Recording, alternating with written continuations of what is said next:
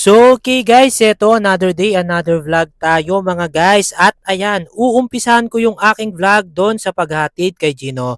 So, bali may 2 hours nga tayo dito mga guys. At alam nyo naman, si Daddy Jepo nyo walang sinasayang na pagkakataon at walang sinasayang na oras mga guys. At eto, sesegue tayo ng ating mga panindang soft drinks mga guys. So, mabilisan lang to at ayan, kinarga na kaagad ni Boss Gorko mga guys. Pansin nyo naman, di ba?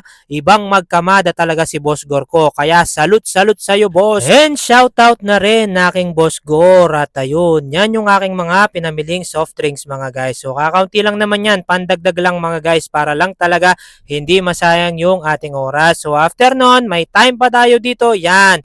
Syempre, ibibili ko naman ng favorite niyang Bavarian Donut yung aking anak. So mamaya sobrang tuwa na naman niya mga guys. At syempre, tuwang-tuwa din si Daddy Jepo nyo kasi nga mapapasaya ko naman yung aking anak mga guys. So ito, after nun, sakto nga mga guys yan. Palabas na si Boss Gino ko at tuwang-tuwa, parang alam niya na may pasalubong si daddy niya. So transition na lang mga guys.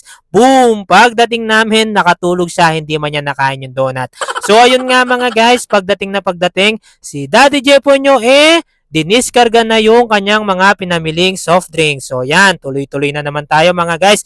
At ganadong-ganado na naman tayo kasi nga own business natin yan. So dapat talaga laging magilas tayo mga guys. Para naman after nito may mas magawa pa tayong madami. So after nito mga guys, yan, nag-water break lang ako ng mabilisan at dali-dali nga akong nagpalit lang ng damit at ako ay aalis na naman. Kasi nga parang nabitin pa si Daddy Jepo nyo mga guys sa kanyang ginawa ngayong umaga. So yan mga guys, halos after lunch na nga yan. At ayun, papunta nga ako ng supermarket mga guys. So ito, magsusupermarket na nga si Daddy Jepo nyo para naman mas marami pa tayong magawa bukas mga guys at tuloy-tuloy lang tayo.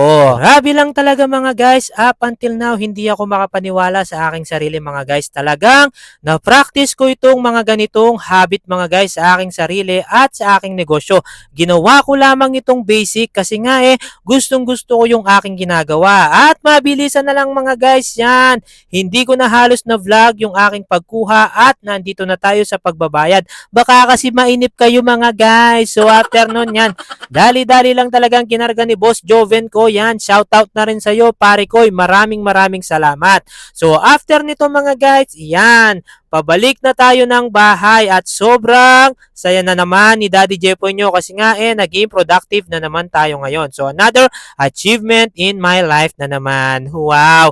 Ganyan lang talaga kababa si Daddy Jepo nyo mga guys. So pagdating, yan, mabilisang diniskarga ko lang itong mga aking pinamili mga guys at ginabi na nga tayo. So bukas ko na aayusin yan mga guys at i-flex ko lang ito. Yan, ako. Soft drinks plus grocery. So yun lamang guys. Maraming salamat at syempre water break lang tayo and bye bye, finger out kay sa akin. God bless you po.